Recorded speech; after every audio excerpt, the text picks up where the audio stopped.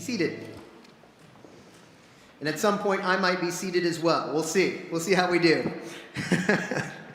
Just to answer the burning question in the back of everyone's mind, it was an alligator that I was wrestling when I did this, and a shark at the same time. And you should see them. They're really in bad shape. But no, it was like the lamest way to become lame. I was running and just went off the edge of a sidewalk and rolled my ankle. So nothing's broken, thanks be to God, and hopefully I'll be running again in a few weeks, but we'll see what the Lord does.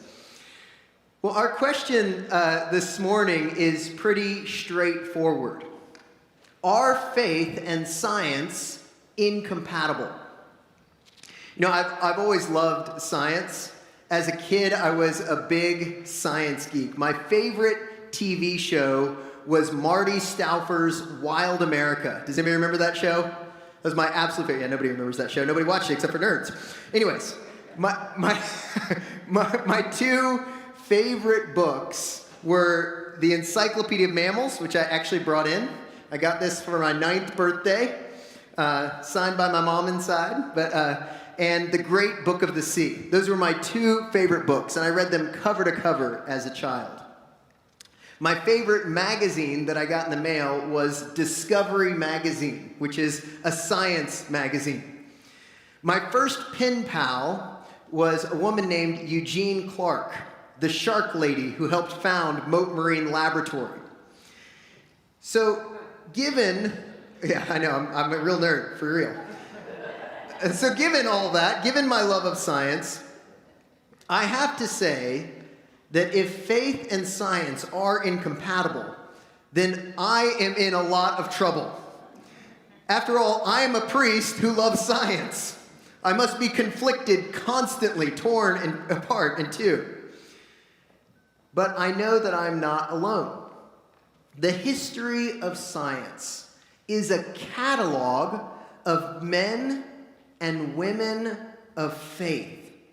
From the very creation of the scientific method itself to the leading edge of science today.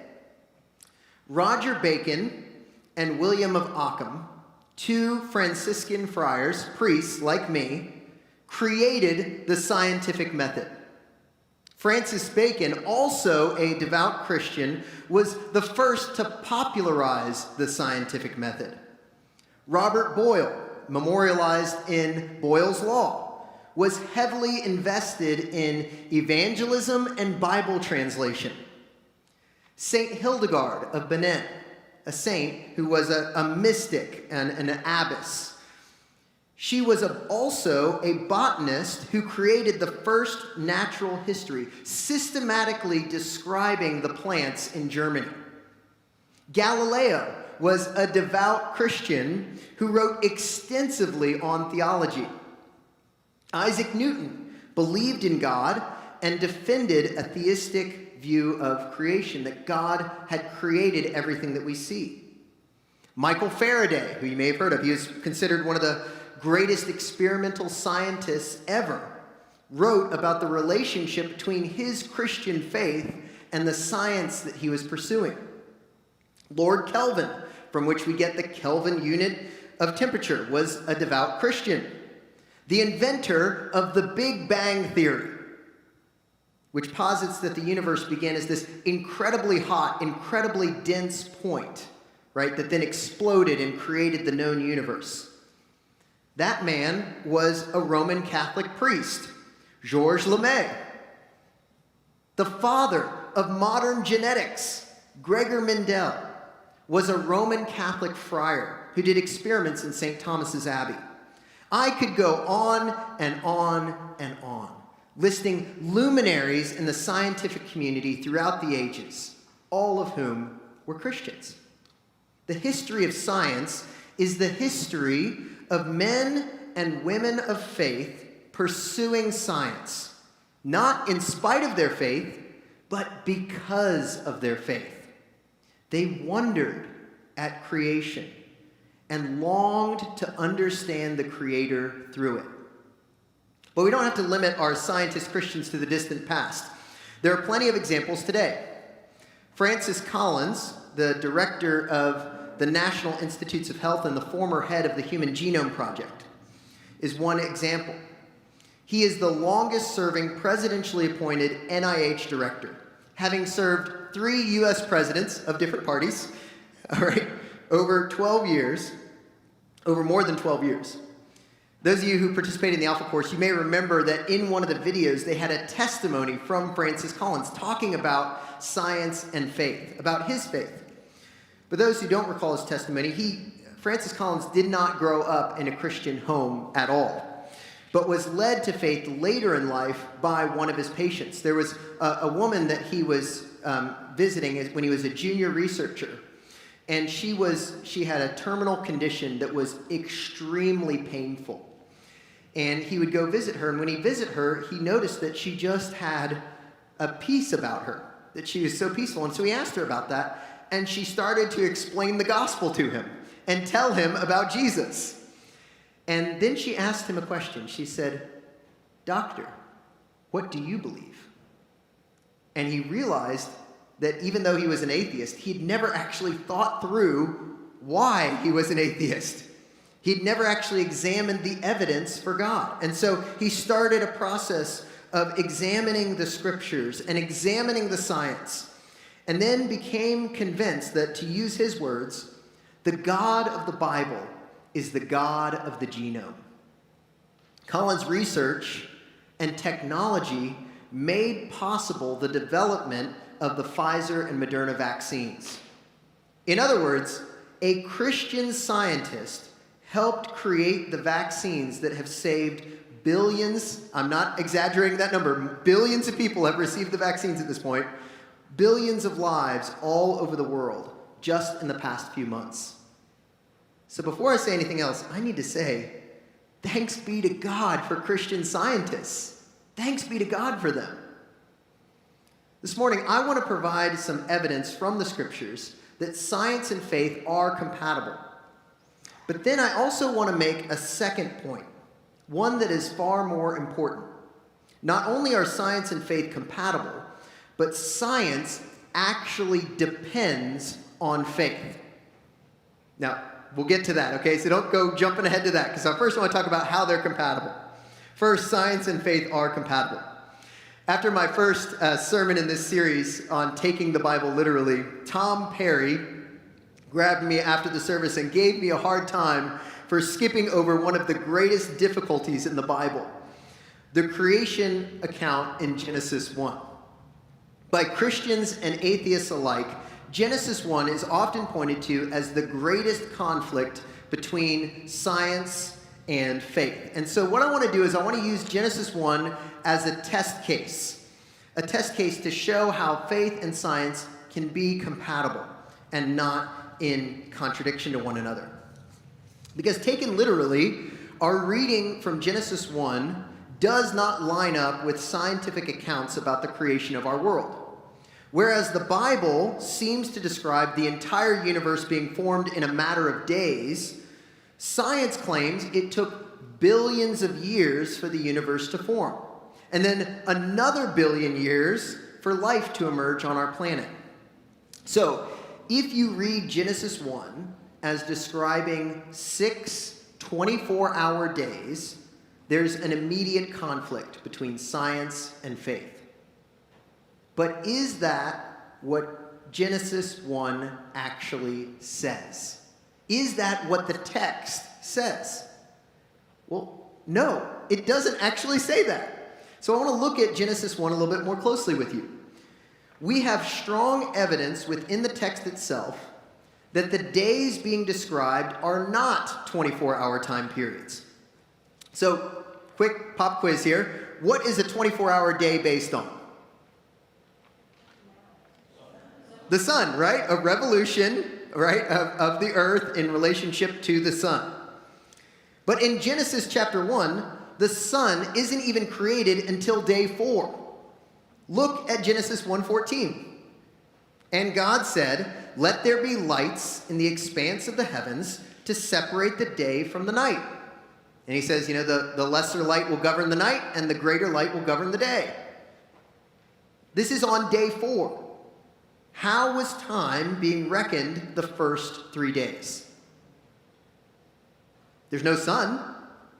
There's no reason to think the sun is how it's being reckoned. Well, we could then instead look at what Scripture says about how God reckons time. 2 Peter 3:8. But do not overlook this one fact, beloved, that with the Lord 1 day is as 1,000 years, and 1,000 years as 1 day. Now, Peter is not giving us a math equation to try to do some calculations here. What he's saying, his point is that the eternal God who stands outside of time does not experience time the way we do. And as Einstein would later prove, time itself is relative, even for us. Even those of us who are not God, we experience time relatively.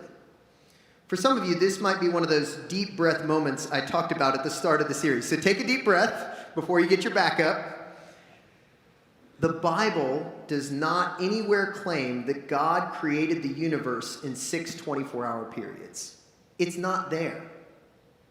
That belief is based on a bad reading of the text that is contradicted by the text itself. And furthermore, this belief in a literal 6-day creation and an earth that's only about 10,000 years old is a fairly recent innovation. Most Christians throughout history did not believe that. It wasn't until the 18th century that belief started to come about. So Christians had been around for about 1,700 years before people started calculating the age of the earth that way. And the belief wasn't even popular until 1923, when George Macready Price wrote a book arguing that the earth was young. And he was a Seventh-day Adventist. Some people don't even consider Seventh-day Adventists Christians, but that's who wrote the book, and there was lots of Christians who latched onto it. Of course, I want to be clear that God could have created the world in 6 24-hour periods. I have no problem with that belief, and if you hold that belief, that's totally fine. But what I do want to say is that I think it is more magnificent that God patiently formed the vast universe over billions of years. It tells us that God is far more intimately involved and committed to his creation than we could possibly fathom. This is the main thrust of Genesis 1. Not that God could do things with the snap of his fingers. Of course we believe he could do that. But that God took time with his creation and celebrated over every part of it from beginning to end. I mean, if the point was to show us that God could do awesome stuff quickly, why have 6 days of creation at all? The whole point is this refrain that we see throughout Genesis 1. What is the refrain that goes all throughout the text after each day, after he finishes each day of creation? What does God say? It is good. It is good. It is good. This isn't a scientific account. Science can't tell us what is good and what is bad. Genesis 1 is a poetic worship liturgy, revealing a creator in love with his creation, that as he's creating the creation, he's celebrating and rejoicing and saying, it's good, it's good, it's good. You know, as I said in my first sermon in this series, one of the most dangerous things we can do is take the Bible literally in those places where it is not intended to be taken literally. God could have given us a very detailed scientific accounting of the creation of the universe, full of physics formulas and phenotypes and the like. But this would be far too small and unimportant. Let me give you an example. At night, when I tuck my kids into bed, I could say to them, you are a combination of my DNA with another female mammal's DNA. You are a bag of cells and waste with an expiration date. This would be a scientifically true statement to make. But it wouldn't be meaningful or important. The truth my kids need to hear when I tuck them into bed at night is this: you're my child, and I love you. That's what they need to hear. There's nothing scientific about that statement, but it's true. Far more true than them knowing that they are mammals comprised of decaying cells. In the same way, God opens the Bible with the most important truth we need to know as human beings. Not formulas and phenotypes, but that we have a creator who lovingly creates all that is seen and unseen. Genesis 1 is not primarily about the creation. It's primarily about the creator, revealing who he is. There's much in life that science cannot give an account of. Science can tell us why men are more likely to commit sexual assault, but it can't tell us why sexual assault is wrong. Science can explain the colors of the sunset, but it can't tell us why the sunset is beautiful. Science can tell us the physics of music, but it can't tell us what makes certain sounds a song and why we love to sing those songs. Science deals in measurables, things that can be measured. Faith deals in meaning. Meaning cannot be measured. But just because meaning cannot be measured does not mean that everything is meaningless. Science can't tell us meaning, but it can point us towards meaning. It can be a signal and a signpost that there is meaning behind it all. As we investigate and study the world around us, we see God's fingerprints all over his creation. There are many other scientists like Francis Collins who discovered that the God of the Bible is the God of the genome. Faith and science are compatible. That's what they're discovering. Second, science depends on faith. All right, this is going to be a little bit, you're going to have to use your thinking caps, okay? Get your brain ready to stretch. I know it's morning still, but hope you drank your coffee. Get ready. Here we go. We have been fed a big fat lie by our culture. The lie is this: science is a completely objective, faithless enterprise. There is nothing objective about science. It is utterly subjective. Here's what I mean by that. Science begins from the perspective of human subjects trying to make sense of the world around us. We don't stand objectively outside of creation and look at it and try to study it. We are within that creation.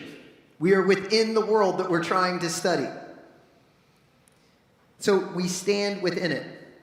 But all science assumes that there's something behind all creation. That there's something behind it. All science assumes that the universe is consistent, that there are rationally discernible laws of physics and nature that are true everywhere for all time. This assumption, them assuming this, is in itself a leap of faith. In other words, there is nothing within science, right, that can prove that there should be an ordered universe, that it should make sense. Let me give you a quote from Alistair McGrath. He puts it this way: one of the most significant parallels between the natural sciences and Christianity is this fundamental conviction that the world is characterized by regularity and intelligibility. Let me put it another way. There is no reason to suspect that the universe is reasonable and ordered unless you believe that there is a creator who made it reasonable and ordered. There's no reason why we should suspect that.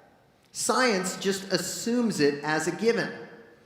And there's no reason to think that we could even understand the universe unless you believe that the universe could be understood, right? You have to assume that it is understandable, that it's intelligible. This is a faith claim that all scientists are making by the very nature of what they're trying to do. They're saying, no, there are these laws, there are these things, and they apply across all time, everywhere. These are the laws, and we're going to discover what those laws are. There's a reason why Christians like Roger Bacon and William of Ockham developed the scientific method. They believed that a reasonable God had ordered the universe. So reasonable creatures such as ourselves should be able to discover the structures of the universe, that we should be able to understand God as we understand those structures. Science arose out of Christianity because of our faith in a creator who ordered that creation. As we heard in our reading from Psalm 19, this is one of our core convictions. The heavens declare the glory of God, and the sky above proclaims his handiwork. Day to day pours out speech, and night to night reveals knowledge. What is it revealing? What is the creation revealing? It's revealing God. Christians and scientists both believe that the natural world is ordered and that we can discover that order. This is common ground that we share. And in a sense, it's a common faith claim that we share, Christians and scientists alike. There's a great interview from 1930 with Albert Einstein. And in that interview, he was asked if he was an atheist. And he tells a little parable, a little story. And I want to read this parable to you because it's just brilliant. I just love it. So here was how Albert Einstein replied to the question, "Are you an atheist?" He said this, "I am not an atheist. May I not reply with a parable? The human mind, no matter how highly trained, cannot grasp the universe. We are in the position of a little child entering a huge library whose walls are covered to the ceiling with books in many different tongues. The child knows that someone must have written those books. It does not know who or how. It does not understand the languages in which they are written. The child notes a definite plan in the arrangement of the books, a mysterious order, which it does not comprehend but only dimly suspects. That, it seems to me, is the attitude of the human mind, even the greatest and most cultured, toward God. We see a universe marvelously arranged, obeying certain laws, but we understand the laws only dimly. Our limited minds cannot grasp the mysterious force that sways the constellations." Although Einstein was not a Christian, I'm inclined to agree with him. That's a pretty good summary of what it's like to be a human. He speaks of that mystery that we heard in Colossians 1. He is the image of the invisible God, the firstborn of all creation. For in him all things in heaven and on earth were created, things visible and invisible, whether thrones or dominions or rulers or powers or the laws of thermodynamics. All things have been created through him and for him. He himself is before all things, and in him all things hold together. Christians believe that the Creator God is making himself known in and through his creation. Whether scientists admit it or not, each discovery they make is one more signpost pointing to a Creator behind the creation. We heard this in our reading from John 1.